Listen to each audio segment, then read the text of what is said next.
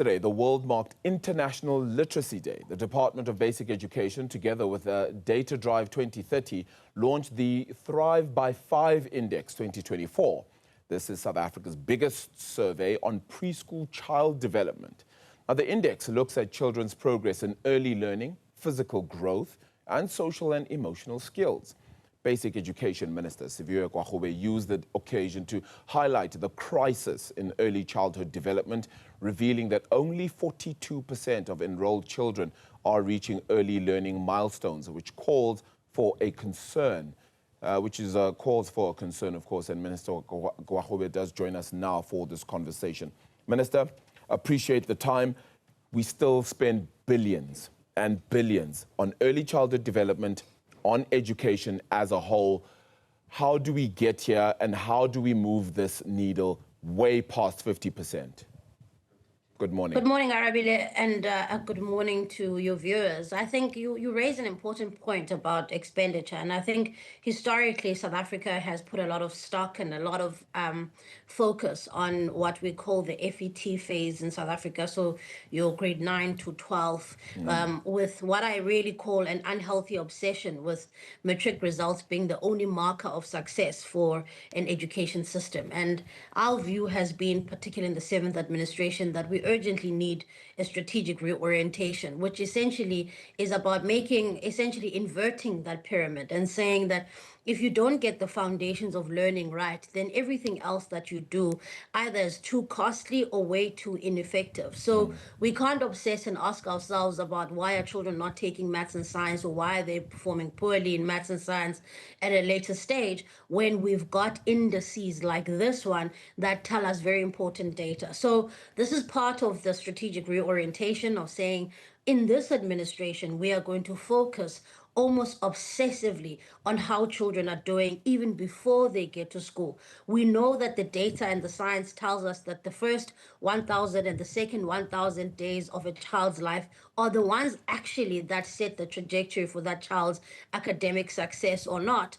And so this is why we even have the Thrive by 5 index, because what it does do is that it shows us that 4- and 5-year-olds in South Africa are not cognitively ready. At least only 42% of them are cognitively ready for grade R. What then does that mean? It means then that we have to be a lot more focused about what grade R needs to do. It needs to be the bridging year for us in the next couple of years for children, so that they may be able to catch up. Yes, there is the statistic is quite low, but we also know that they are able to catch up if these things are caught a lot earlier. So does that mean you're seeing a reprioritization of funds? I mean, you cite a 10 billion rand that is allocated for ECD, or early childhood development. It's about ensuring that that then reaches the very bottom and reaches the very tail end. How do you ensure that this reprioritization is done correctly and, most importantly, efficiently? Look, I mean, yeah, so I mean, I think the allocation of 10 billion rand to early child development is a positive step. But as I indicated yesterday, that the biggest injustice would be for us to have this slice of money and not be able to spend it effectively and also look after that money. So in this current financial year alone, we are rolling out a number of initiatives, and we've got a 2 billion rand to spend of that slice of money.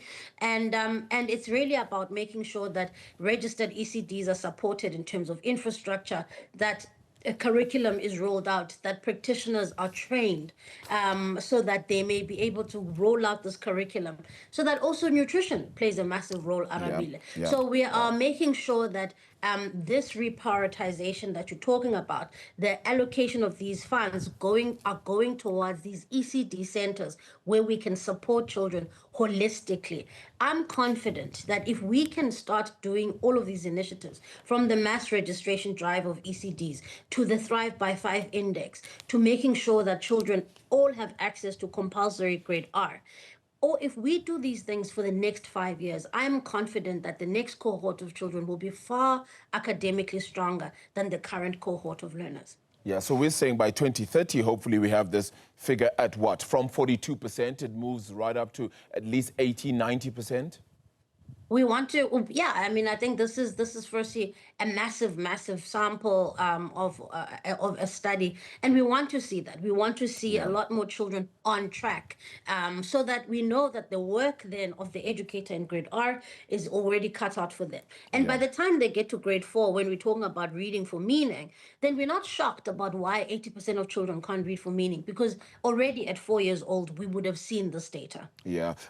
You spoke about nutrition being absolutely key. So is there a national nutrition strategy in place? Absolutely. As I said, with the ECD strategy, it's multi-pronged. The one is infrastructure. The second one is ECDs are not just daycare centers. Children shouldn't go there to sleep and play. There should be a structured curriculum which we have in place. The third element is the teaching of the practitioners, because we also want practitioners to be able to roll out this education strategy. Number four, it is also about nutrition, because we know that you can't teach a hungry child. So as of this current financial year, we are rolling out school nutrition at ECD centers, which is something that has not been done before. Yeah. But that's why we are encouraging people to register their ECD centers so that we know where they are. Again, Arabile, we're not going to be able to improve education outcomes if we don't see this as a holistic approach. We need to find children from 0 years old, and we need to start preparing them for their schooling career. Any country in the world that has successfully improved outcomes has followed this strategy, and I have no doubt that we're no different. Minister, I would be remiss, however, if I didn't add on to these issues, because this is very pertinent and very important, but if I didn't add on to this and ask about ghost teachers, which becomes very pertinent in the growth and the upliftment of our students, and just where you sit with that. Because we even have an article here, which may be from the end of last month, but still speaks to 25,000 Rand to buy a teaching job. I mean, that just in itself is absolutely scary. Where do we stand as a department?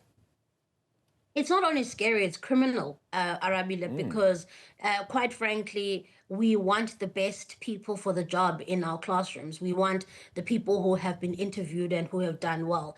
And we've got a number of initiatives in place. The one is being rolled out by the ELRC, where they are doing an audit for us, well, for themselves, but which we are very much a beneficiary of ghost teachers across the country. We're also working on a number of strategies with Treasury, what we call the financial recovery plans of each and every province.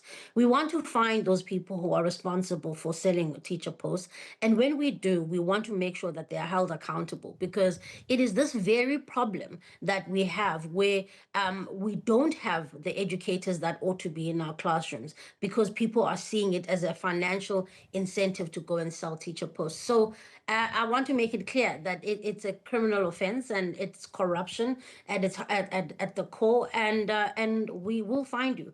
And when we do, we're going to rectify the situation. So it's all part of the package of trying to see how do we support financially provinces. But we have to get our house in order before we can even go to Treasury and say, here are the financing gaps. We have to say, we've checked the ghost employees. We've also checked ghost learners, because that also affects the allocation of funds. So is that a commitment on your side to take what the ELRC, that's the Education Labour Relations Council, gives you with regards to this audit, and can then be put forward into some sort of criminal prosecution for the sale of these jobs? Because that is what's going to hurt if you can put in all this work, all this investment, but it lays on deaf hands and deaf ears. And that is the big problem, Arabile, because you'll recall several years ago, I think it was about 9 years ago, my predecessor, Minister Motsecha, had commissioned what we call the Fulmink report, which really had a number of recommendations, including the fact that there were people who were colluding, selling posts. So I think the point that you raise is absolutely important. It's one thing finding ghost employees, but it's a whole other if there's a syndicate, but we're not doing much to unravel that and to expose that, and at least to report it criminally. So we are saying, yes, on the one side, we want to expose those ghost employees because we want to recover those monies so that it goes back into the system where it ought to be. Yeah. But at the same time, where we have seen where the selling of posts is happening, we have an obligation to report that and to make sure that the South African Police Service does in fact investigate, because it is a criminal offense, and it is corruption at the highest core. Yeah. And for me, as I say, this information has been there. We've known for 9 years that posts are being sold. This commission did its work. And so even now, as the ELRC is doing this process, we want to make sure that it doesn't just simply gather dust when we have that information. Yeah, very, very important. Another issue to be raised here, Minister, is something that we reported on a few weeks ago, and it was all the way in KZN, and a number of students who did not have scholar transport in that area, traveling and walking through treacherous means. We have visuals of this on our screen right now, and it's these young kids who then have to traverse abject areas and travel up these staircases that are absolutely so far in distance, and then only be able to get to school. Are you able to share what gets done with regards to scholar transport in KZN? Are you able to share any kind of progress with regards to this? I know it's a KZN issue, but on a national scale, it hurts. No, it's not just a KZN issue, Arabile. It is obviously a massive problem for us as a system, and I just want to take a step back, as viewers may know that KwaZulu-Natal as a department has really struggled financially, and it's in fact the provincial treasury in KwaZulu-Natal has placed the department's finances under Section 18 of the PFMA. So they've essentially taken control of the department's finances. Why is that important? Well, the reason why that's important is because KZN had fallen into a place where they were unable to pay service providers. So service providers are some of the people who do scholar transport. And so that's what you were starting to see, where service providers were pulling their services and saying, well, we're not being paid. So while this is an immediate crisis, I do want to assure the viewers that there is an attempt to stabilize the finances of KwaZulu-Natal on the one side, because we want to be able, we're working with Provincial Treasury and KZN Department so that their finances are stable enough so that they can be able to pay service providers. It is not right for children to have to walk. The policy is quite clear, Arabile. We are guided by a policy that talks about the distance that children can walk in instances like that. If it is outside of that distance, we have to make sure that we provide scholar transport where it is needed. And so it is something that is top of mind, and it's something that I am meeting with the Minister of Finance, Minister Godongwana, about how do we stabilize KwaZulu-Natal's finances. But I'm also glad to see that the Premier and the MEC for Finance have also stepped in this regard. Yeah, it's massive conversations. It's a similar situation out of the Eastern Cape. I mean, that's, in some might even say that it's sometimes worse in the Eastern Cape because of the distance there too. Does there need to be a national scholar transport policy that needs to be put in place, funding barriers, all of that? Look, we are working on a guide and a policy for provinces for scholar transport. But the key is not essentially the lack of policy. The key here is provinces must manage their finances well so that they can be able to pay people to do this kind of service. In some provinces, for instance, let me make an example. The Eastern Cape, they have a unique scenario where they don't provide scholar transport as a department. That's done by the Department of Transport. Yes. Now, so there sometimes then becomes the problem where the Department of Transport is not necessarily paying these service providers. You'll recall they were taken to court a couple of years ago. So it's these kind of anomalies that a policy would resolve. But what's important is that MECs must make sure that they can fund scholar transport and other services that are needed in the system, particularly for children who are vulnerable, particularly for primary school children, and particularly for children who have to walk longer distance than what the policy says. Minister, please come back on the show. We've got so much more to talk about, so much more to update the country on as well. And I think really when it comes to ECD, it is a huge point and bone of contention for me. I'm really passionate about it too. So I think let's try and get that conversation going as much as possible. Look forward to having this conversation with you, but appreciate you joining us as well this morning.